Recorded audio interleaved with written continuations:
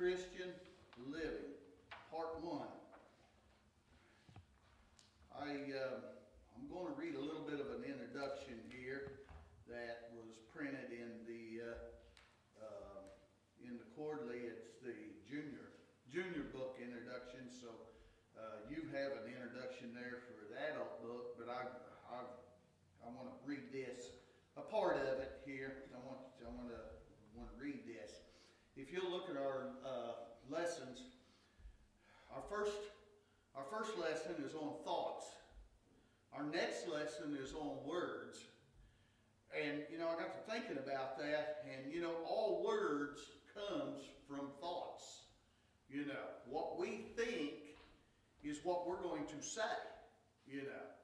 And I thought, well, he lined that up pretty good there, but he's getting us prepared for the next lesson. When we study thoughts, then he's getting us prepared for the next lesson, which is words. And words is what you hear from me. You don't know what my thoughts is until I open my mouth. More than likely, you don't know what my thoughts is until I open my mouth or until I do an action or something. And so thoughts is very important. And you think, well, we can keep thoughts hidden. Yes, we can keep thoughts hidden from one another to a point, but we can't keep thoughts hidden from God. Is one thing for sure. God knows our and as we dig into this lesson, I can bring it across how God knows the very thoughts, not only the very thought of what you're thinking, but the very intention of that thought that you're thinking too. And can we do that? No, I can't. I can look at Brother Bayless and I might think I know what he's thinking, but do I know what his motive is behind the thinking? No. And I'm not even sure that I know what his thinking is even, And until we communicate one to another, then we know what one's thinking then. But I'm going to read this introduction, part of it, of the Junior Quarterly that I thought was very good. Our very first lesson is about thoughts. Did you know that the Bible tells us what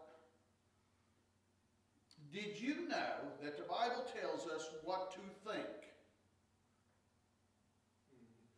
Read and memorize Philippians 4:8. It says, "Finally, brethren, whatsoever things are true, whatsoever things are honest, whatsoever things are just, whatsoever things are pure, whatsoever things are lovely, whatsoever things are of good report, if there be any virtue, and if there be any praise, think on these things." Paul wrote that to the Philippians there.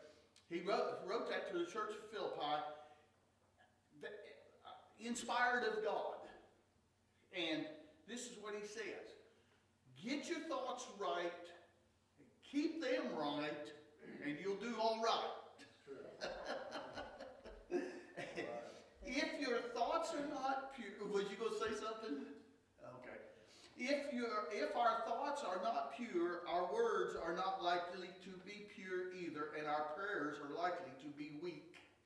And our Bible reading will not be meaningful, and our entire personal relationship with God will soon begin to fade.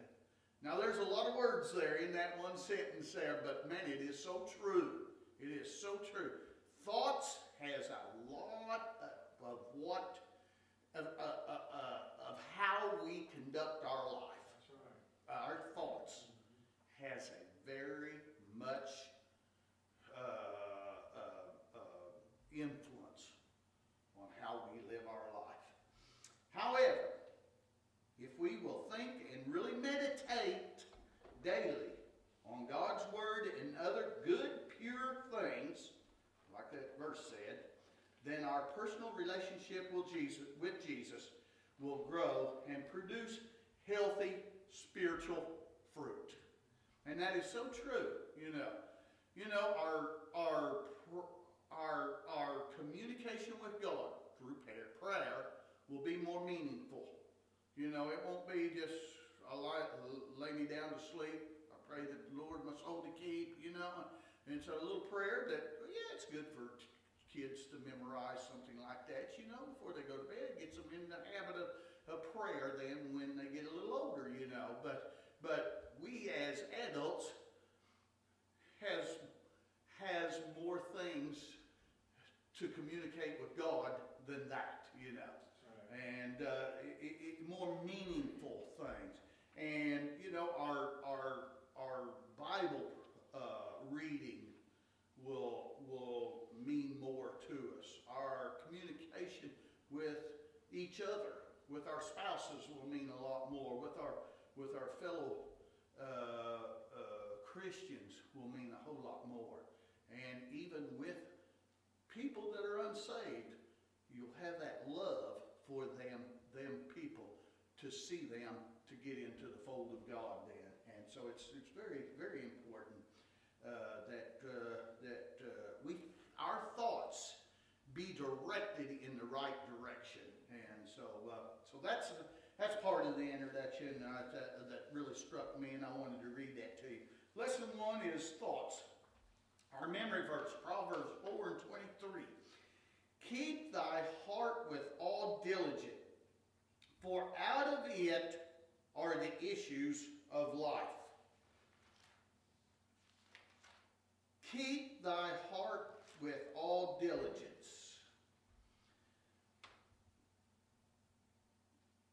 Keep very, very carefully.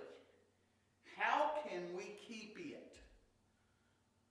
Let Jesus into it. Allow Jesus to come into your heart and into your very thoughts. Watch. Let no bad thoughts enter there. Let no wrong desires dwell there. Rebuke every evil temptation. Keep the heart clean. Amen. Out of it are the issues of life. Out of the heart comes thoughts and words and actions. You know, it all stems from them thoughts. You know, what am I thinking right now? What am I thinking right now? It will influence what I say and what I do, and it usually don't take very long before it does influence what you say and what you do. Out of it comes the kind of person we really are. What kind of person are we? Well, if we're a Christian, we're going to be thinking about what Philippians 4 and 8 says. Pure, holy, good things, you know. If we're under the influence of Satan, then, you know, we can think of all the bad things, you know, and that'll be on our thoughts and minds, which is contrary to what God wants us to do. Out of it comes our final end, whether in heaven or hell. How very, very important our thoughts are. Keep your thoughts clean. Amen. Keep your thoughts clean. You know, you think thoughts don't matter. You know, I mean, you kind of think that, well, you know, what I think I keep to myself and all. Not really. Not really, because when you think bad thoughts, them bad thoughts are going to come out, you know, sooner or later. You think on good thoughts, them good thoughts are going to come out. And so it's if thoughts didn't matter anything, then why was Proverbs 4:23 written? You know. Why did Paul write, finally, brethren, whatsoever things are true? Why did he write that then, if thoughts didn't matter? It matters a lot. Thoughts are very influential on our life, very much so. This quarter, okay, the emphasis, the junior emphasis. This quarterly we study some of the teachings of the Bible on how we are to live day by day. just everyday living, you know. Just, I've got everyday clothes that I wear every day. Then I got better clothes, that I wear, they're not the clothes that I work in the garden or in the yard with, because I don't want to ruin them. I don't want to have spots on them, when I go out in public, But, we as people, we don't have a good set of thoughts and an everyday set of thoughts. Our everyday set of thoughts should be, because it should be Sunday or Tuesday. It doesn't make any difference, Clothes is different, but thoughts is different than clothes. And so, your thoughts is not going to get stained when you're at home working in the garden. You can bring those thoughts, if they're the right thoughts, think on things true, think on things honest, pure, you can bring that, what you was thinking in the garden, to church with you. Sure. And no problem, day by day, every day by day, whether it's Sunday, whether it's Monday, I can go through the whole week. It's all the same, each day. If we live each day for the Lord, our whole life will be lived for Him. Will it not? That's true. It will. We begin by studying about thoughts, because thoughts are the source of all our doings, and that's what I was trying to bring out here. We are what our thoughts make us. For as we thinketh in the heart, so is he. And that's in Proverbs 23:7. Our first reading is, let the words, this is Proverbs 19:14, let the words of my mouth and the meditation of my heart be what? Acceptable in thy sight, O Lord, my strength and my redeemer. Let my words of my mouth, but first the meditation of my heart. That's where thoughts come from. That's where words come from, is from the meditation, on what you meditate on. And, if let me bring an example. If David would have been meditating on the things of God, instead of looking out his window and seeing Bathsheba, he'd have been a lot better off. And he realized that after the sin had already been committed. He realized that, that he wasn't where he was supposed to be. And, yes, that temptation, now he couldn't help what he saw, and that was a temptation. But, our thoughts and meditations needs to be turned, as soon as something like that happened, turned back to God just as quick as possible. Because the only thing that will do is we will wind up like David did and be down on our knees asking for forgiveness again, is what we'll do. Thoughts, yes, there is things that we see, that we're going to see during the day, whether we're at work or whatever, that is not what we want to see, unless we're not living a Christian life like we're supposed to be living. There'll be things that we see that, oh Lord, help me blot this out of my mind. I did not want to see that, but Lord, I want to think on things true, amen, pure, and holy, and that's as quick as we can get a temptation like that out of our mind, the better off we're going to be. We're going to give the devil a black eye when we do that. And I'm all for giving the devil a black eye. Not one another, but the devil. Let the words of my mouth and the meditation of my heart, everything comes from the heart of man. Not this little organ in here that's beating, but it's the inner being of us. Our mind, our heart, together, so to speak. Everything, our soul, that's what we're talking about, our soul, our mind, our heart, however you want to say it. Here he uses, David uses the word heart, and I think it can be interchanged with mind as soul. Be acceptable in thy sight. In whose sight? Well, the very next two words tells, O Lord, O Lord, in your sight. Be acceptable. What's acceptable in God's sight? Whatsoever things are true, whatsoever things are honest, whatsoever things are just.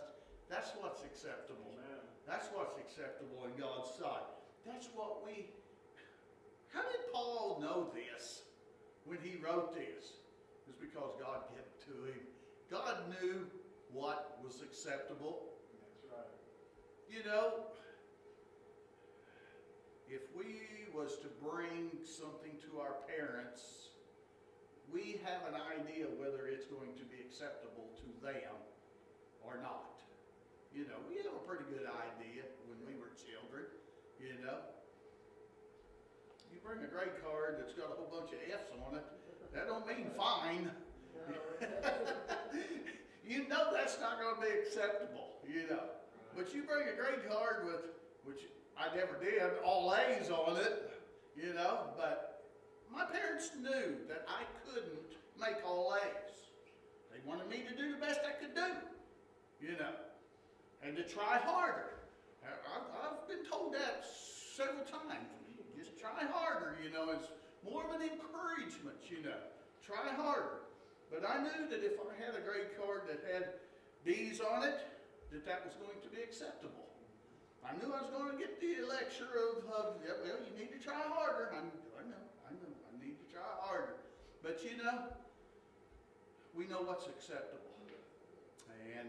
And you bring home a bad paper, you had to show it, didn't you?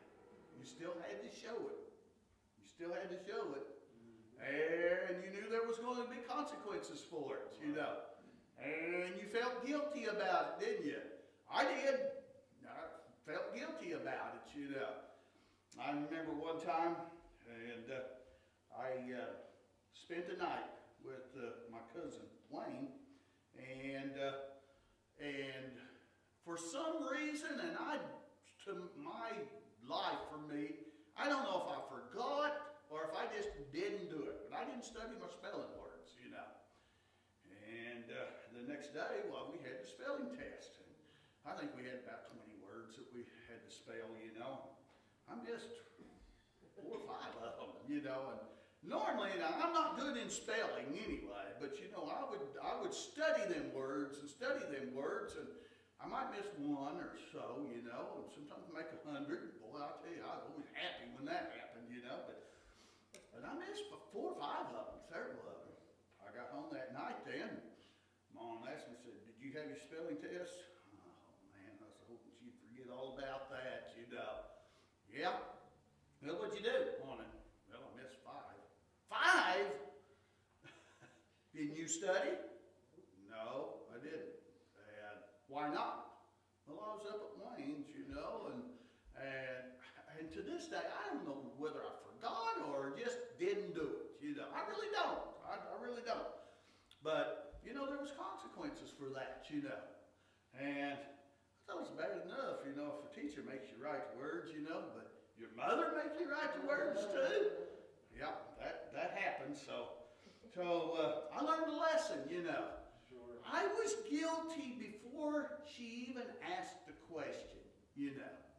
And, you know, we need to present to God what is acceptable in His sight. Amen. And that's the same way with that. I should have took time out and said, Wayne, I've got to study my spelling words here. It's going to take a little while, but I've got to study these spelling words, you know. But no, I was having too much fun playing, you know. I was having too much fun playing.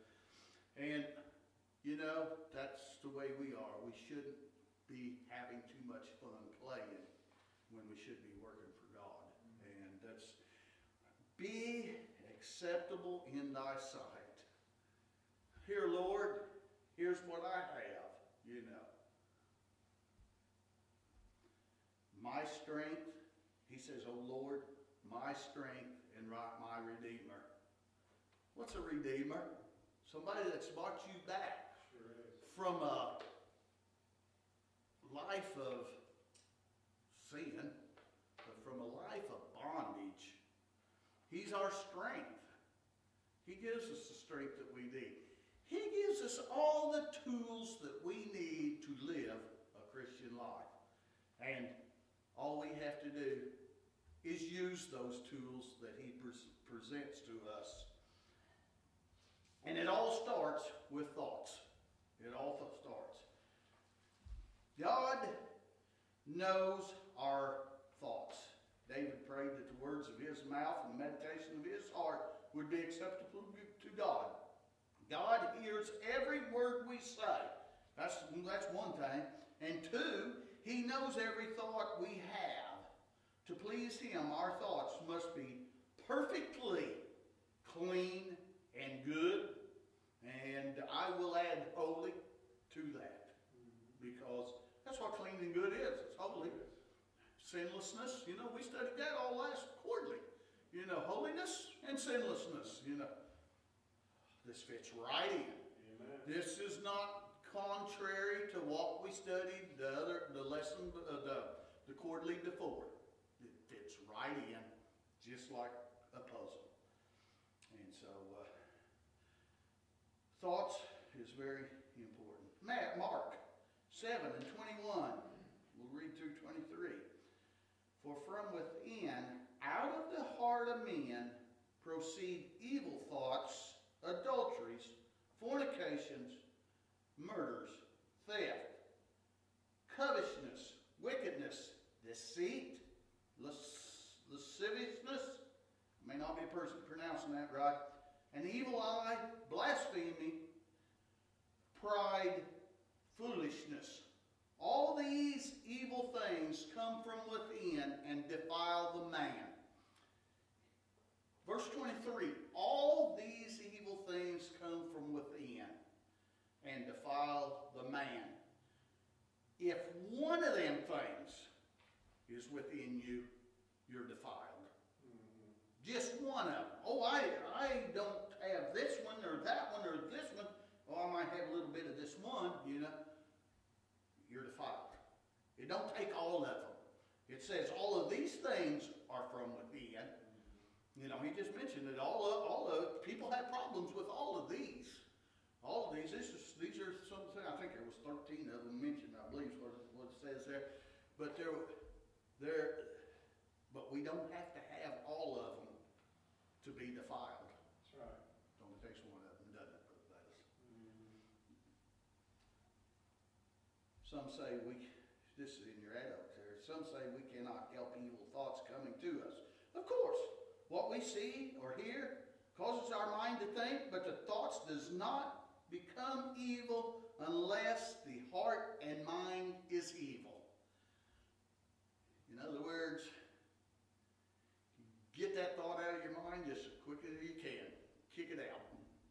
Because otherwise it will lead to evilness and wickedness.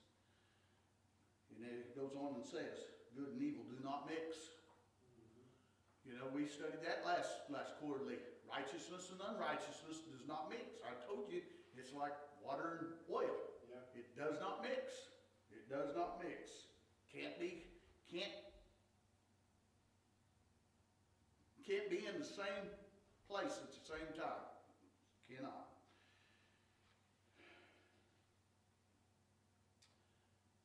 Where thoughts come from? This is Junior Quarterly. You may say, we think with our minds. Yes, but our hearts decide what kind of thoughts they will be.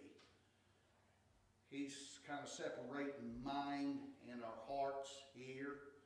The mind is our thought process, is what he's using. The heart, I think, is what he's using, is the soul. Is that what he's doing? The heart is like a moral compass. Okay. It's pointing to the spirit. We go after the things of God. If it's pointed to the flesh, then these are the things that come from that. Uh-huh. So whatever direction our moral compass, our heart is pointing to, that's going to affect our thoughts. What our mind. The thoughts that we have. Okay. Yeah. Okay. And then Jesus goes on and says, from within, out of the heart of men proceed evil thoughts. That's true. You know, fleshly people, when we're not saved, when we're unsaved, that's what we're going to think on.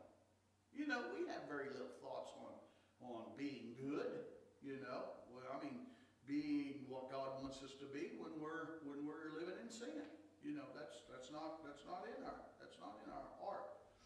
If the heart is evil, the thoughts will be evil. If the heart is good, the thoughts will be good. Well, that's pretty simple, isn't it? That's pretty simple. And that's true. It is so true, though. And only God can make our hearts good. Evil thoughts defile the man. That's what it says there in verse 23. Evil thoughts defile the man. They are sin.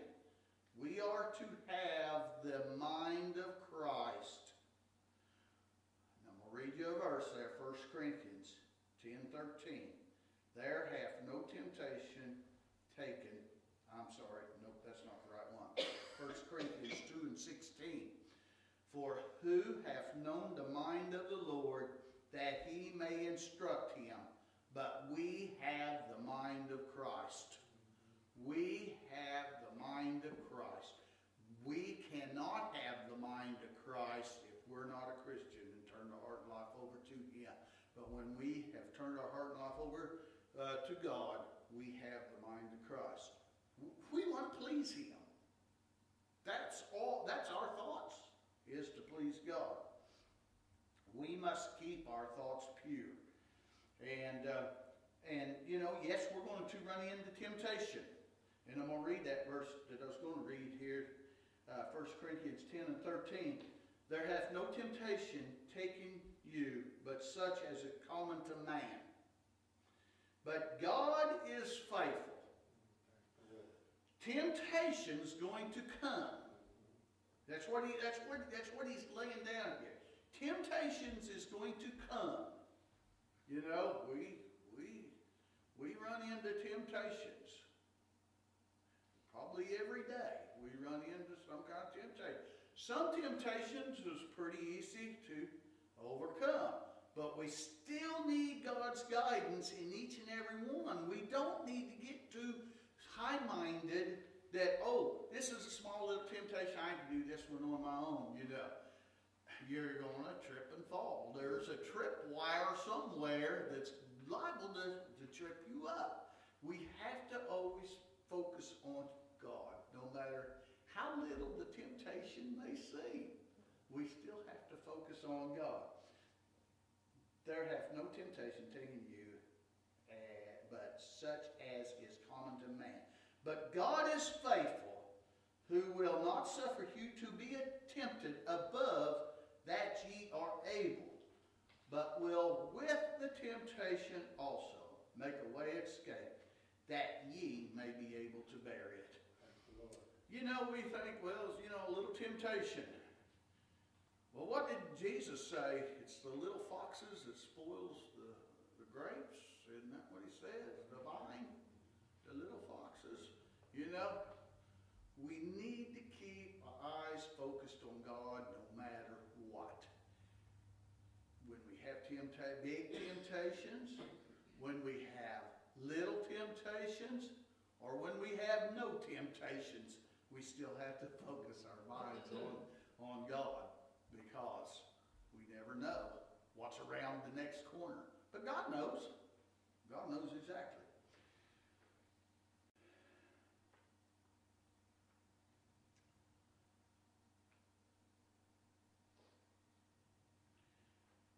I wrote a thing here. Let me just read this. God's mind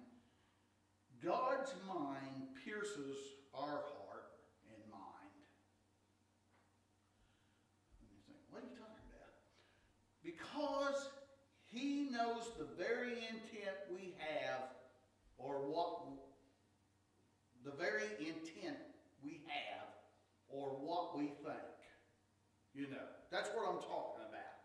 his mind is, God's mind is so brilliant and so intense that he knows exactly what our intentions are. Now, how can we have thoughts in our mind, bad thoughts, and think that we can hide them from God? You know, he knows that. He knows the intentions of it, which is even deeper than just the thoughts, I think. Don't you think? The intention. And so, motive behind it. and the motive behind it. That's right. That's the very, very. So, you know, living for God is a 24/7, 24/7 a week. 365. And on leap year 366. Yeah. We don't get a day off from serving God. We don't want a day off from serving God. You know, at work, yeah, it's nice to have a day off, you know, every now and then. You know, because we get weary. But you know, we don't get weary serving God. What did he say? My yoke is easy, my burden's light. You know, we don't get weary serving God because we know that we're looking for something better, you know, in the future. Weariness, if we get weary with God, then we better check ourselves. You know, we better have God to check us, maybe. Maybe that's what I should say. Have God to check us because something's wrong if we get weary serving God. Joshua 1:8. This book of the law shall not depart out of thy mouth, but thou shalt meditate therein day and night, that thou mayest observe to do according to all that is written therein. For then thou shalt make thy way prosperous, and then thou shalt have good success. This is a promise here, isn't it? The book of the law, don't let it depart out of your mouth. You know, don't let it depart out of your mind. Don't, you know, keep that. Eat it up, you know, so to speak. Meditate upon it day and night. You know, I think in one scripture it says, go over the things of God with your children, whether it's daytime or whether you're, you know, whatever you're doing, you know, whether you're in bed, you know, or whatever, you know, to go over it all the time. Never hurts to go over. Paula teaches the 40-year-old children, and she says that's one thing that they have to do is go over rules every day, you know, to make students that follows what you want them to do. You have to go over the rules and over the rules and over the rules. Well, they go over the rules each year, you know. And then at the end of the year, them kids move on, and a new group of kids comes on, new group of students comes on, you know. All right? Now they got to go back and redo these children, you know. And, you know, they don't know what the kids the year before knows. You have to start from ground level and build up, you know. And it's the same way with them. You know, well, we know the rules. Well, yeah, you're the teacher. You know the rules. You're the one that sets the rules.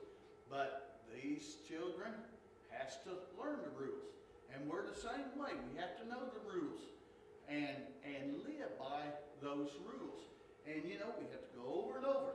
That's the same way it is here. Meditate therein day and night. How many times have we meditated on a verse in the Bible? Maybe.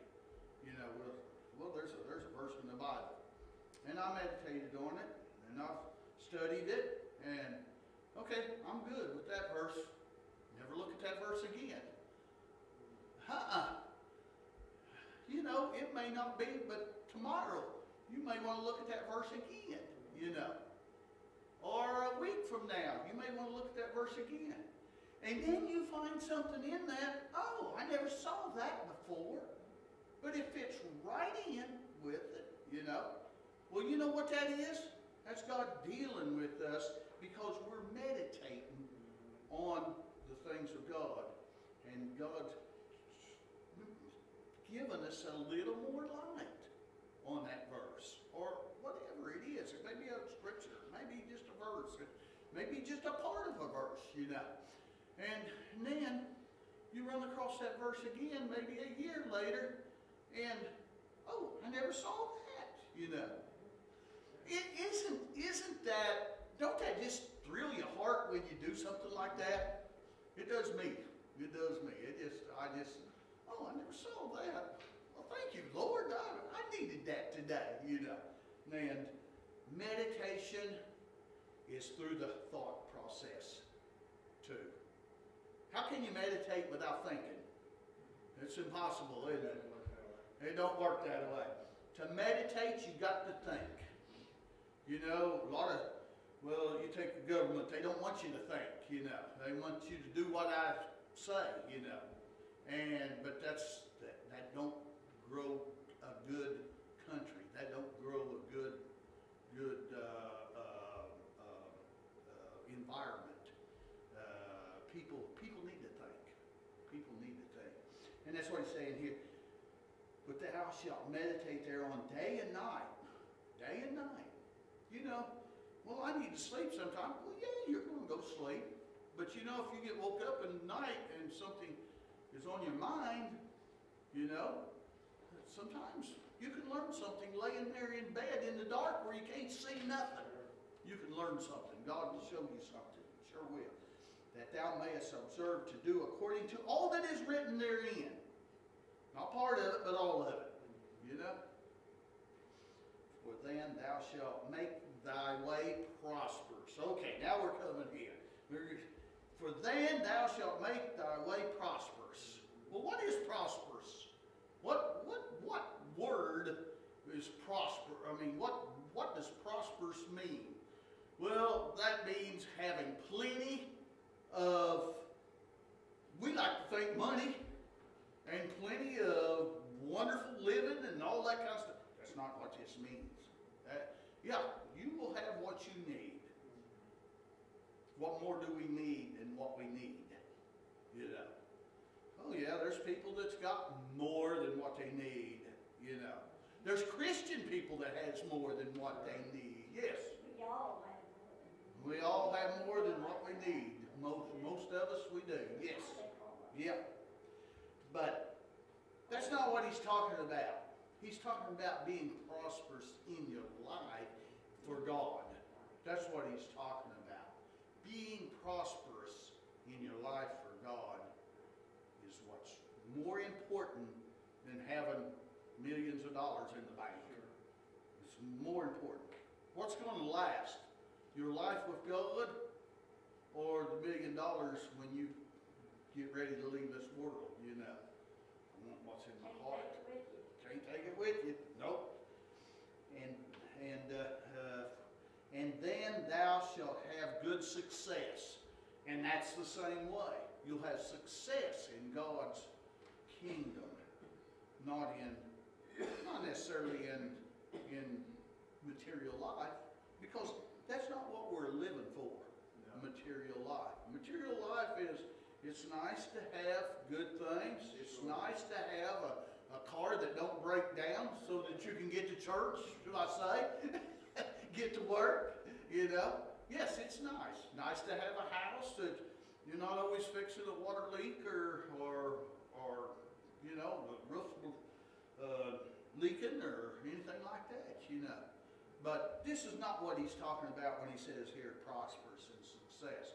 He's talking about the life of God is what he's talking about in this.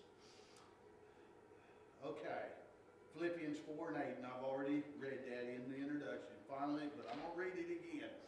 Finally, brethren, whatsoever things are true, whatsoever things are honest, whatsoever things are just, whatsoever things are pure, and whatsoever things are lovely, whatsoever things are of good report, if there be any virtue and if there be any praise, think on these things.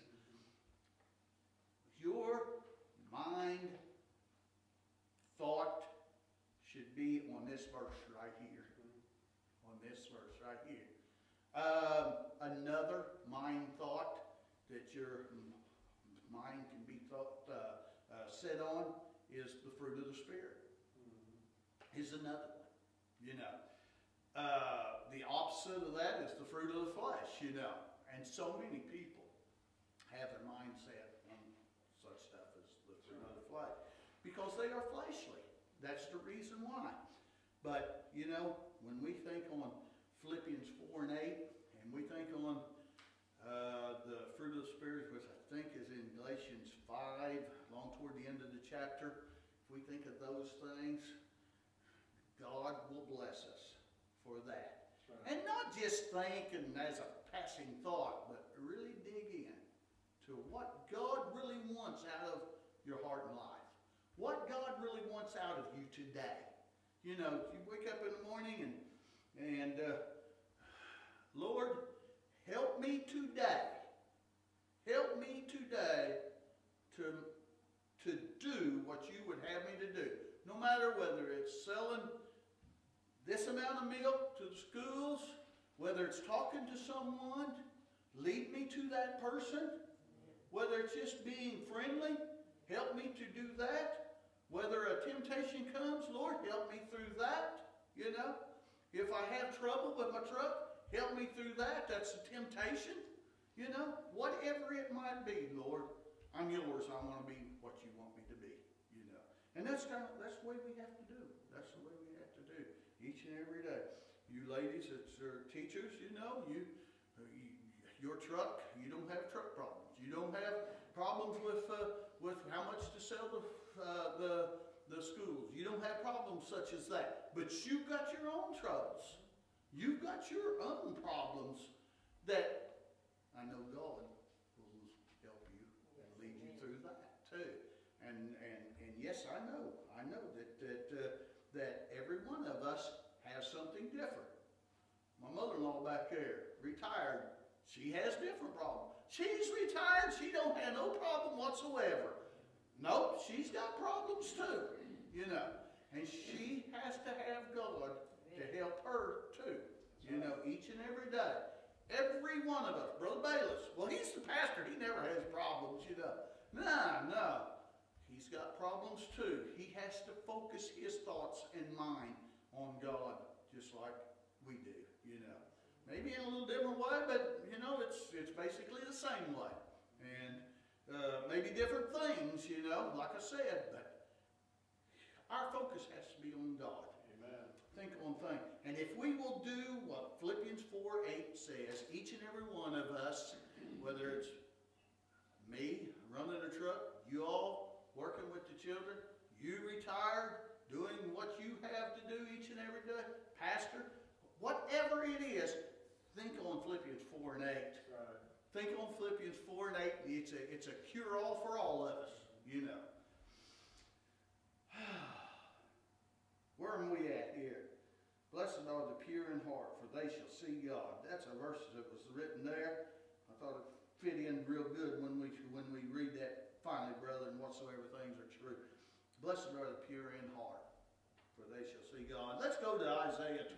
That's not in your lesson there, but it's a good verse anyway. I'm going to read it. I read it anyway. Isaiah 55 and 9. Did that hurt to have to read that verse there? No. Oh, even though it's not in your coordinate? Okay, all right. Isaiah 55 9. For as the heavens are higher than the earth, so are my ways higher than your ways, and my thoughts than your thoughts. This is God speaking here. This is God speaking. How high is the heavens? Higher than the earth. Well, it's not so far away that God can't see you. God can see you. God knows as we brought out earlier, God knows every intent of your heart. Every intent of your thoughts. He is concerned with that. Oh yes, the earth is a little ball out here in the middle of space, in this vast space, little bitty old ball. Oh yes, I know it's about 25,000 miles around it. You know, that's a big ball then. Yeah, it's a big ball. But compared to some of these other balls that's floating around out here, it's pretty little. Okay? But God knows where that ball is at, called earth. And He knows that Brother Larry's right there. And He knows what Brother Larry's even thinking about. Sure. Along with back over here of a brother that may be in China somewhere. And he thinks he knows the thoughts there of that person. So, and you all, the same way. How big is space? Did you see what they wrote down here? When we consider that our sun is said to be 93 million miles from the earth, 93 million miles. You know, it takes a long time to put 100,000 miles on your vehicle, you know. Well, if you do that 10 times, that's 1 million. And that would have to go then 93 more times to even just make it to the sun, you know. I'm thankful that God put the sun that far away from us, because sometimes it gets awful hot, you know. You know, if He'd brought it 93,000 miles away, you know, I think we'd probably be cooked, you know. But you know, if He put it further away, why, we'd probably freeze to death, you know. God knew what He was doing, and He knew that 93 million miles was exact where it needed to be, okay? All right, that's just in our solar system there. Did you see what else it says there? And we are told the nearest star is more than 26 trillion, 40 billion miles away. Okay? How long would it take for a car? You know, that's several times further away than the sun is, you know. I didn't figure that up, but that's quite a bit further away than the sun is. More than double by far. I mean, it's several thousand times further away, you know, than the sun is. And yet God is in control of that near star, and He says that's the near star. Well, how far is the farthest star? You know, if 26 trillion, 40 billion miles away is the nearest one. But yet God's in control of it. You know, and God is concerned with this little speck right here that you all call Brother Larry. God is concerned with that little old speck. That's right. You know. Don't we serve a wonderful God? Amen. And that God, our God, is concerned in what we think also. Yes, He is. You know, the earth, it don't think anything. Stars, it don't think anything. You know, they just do what God tells them to do. But God put a thought process within our heart and minds, within our body, within our being, whatever you want to say. He put a thought process in us so that we can serve Him and not be forced to serve Him, but we have a free will to serve Him. And you know, God knew what He was doing, didn't He? But to show you how much He is concerned with each and every one of us, I wanted to show you how this big universe, and like I said, that's just the closest star.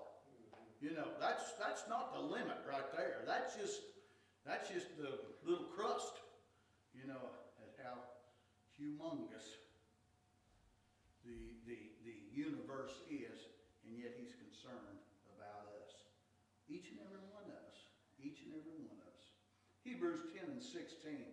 This is the covenant that I will make with thee after those days, saith the Lord.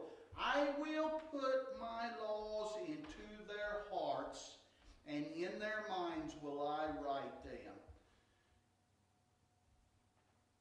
Evil thoughts cannot dwell with righteousness. We know that. We studied that last quarterly. Evil thoughts cannot dwell with righteousness. if we want to form good thoughts, we can. Nevertheless, how must we want to? Deep in our heart and all the time, only by having our heart changed by God. When our heart is changed by God, and we're set on the right track, then that's what we want. We want our thoughts to be good, and our thoughts to be what God wants them to be. Thoughts is very, very important. Thoughts, or it wouldn't be written here. It wouldn't be written in the Bible if thoughts didn't mean anything. But you know, what our thoughts is what's going to come out through our mouth, like I mentioned at the very first. Thoughts is what's going to proceed out of our mouth and out of our actions. David said, "Thy word have I hid in my heart. I will meditate in thy precepts and have respect unto thy ways." In our meditating, God has opportunity to teach us, to plant His word in our hearts, to help us develop a beautiful life. How can we form the habit of meditating? How can we form the habit of meditating? Through prayer and through Bible reading. And just being quiet, just sitting down and just being quiet. Well, I'm too busy to do that. No, you're not. No, you're not. I don't care how busy you are. You can sometimes just sit down and just think on the things of God. Think on Philippians 4 and 8. Think on that. Yes, much more than some realize, as a man thinketh in his heart, so is he. Our thoughts can either make us or break us. Think about. Now, I wrote this here. I want you to think about it. Think about, or take inventory of your thoughts before you push the send button. Think of the results. When I was a supervisor, that was one thing they always taught me in these etiquette lessons. Etiquette, is that right? About sending email and sending texting over your phone. Read it, and before you send that, before you push the send button, would you say that to that person's face? And that's good in this also. Before you do something, think about what you're doing. It's all in the thought process. Sometimes there's times when, I wish I hadn't have said that. Well, you can't take it back. You can apologize for it, and you need to apologize for it. But what has already been said has been said. And I'll tell you how hard it is to take it back. If you take a pillow full of feathers, back years ago when we were kids, we had feather pillows, You take them upstairs and you open the door and you cut that pillow open on a windy day and let them feathers go everywhere. Okay. All right. Now you go downstairs, gather up all those feathers. That's how hard it is to take back words. You never would be able to find all them feathers. You never would be able to. And that's the same way it is. That's the same way it is. Our thoughts has to be set on Philippians 4 and 8. And when we concentrate on setting our thoughts on Philippians 4 and 8 and on the fruit of the Spirit, then God is there to help us. And God will help us. Our next lesson will be on words. So let's come and see what God has for us there then.